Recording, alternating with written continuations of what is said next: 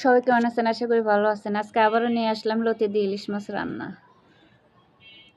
পরিমাণ মতো তেল, পেঁয়াজ দিয়ে দিলাম। এই মশলাগুলো এখন দিয়ে দিব রসুন, গুঁড়া লাল মরিচ, তারপর হলুদ, জিরা, হালকা কাঁচামরিচ। একটু পানি দিয়ে দিলাম যাতে পুড়ে না যায়। তারপরে কষানোর পরে মাছগুলো দিয়ে দিলাম। মাছগুলো দেওয়ার পরে আমি একটু পানি দিয়ে দিব। আবার কষানো হয়ে গেলে মাছটা তুলে নেব। তুলে নিলাম। তুলে নেবার পরে এখন লতিগুলো দিয়ে দিব। গরম পানি দিয়ে দিব আমি। তারপরে মাছগুলা কষানোর পরে মাছগুলা দিয়ে দিলাম।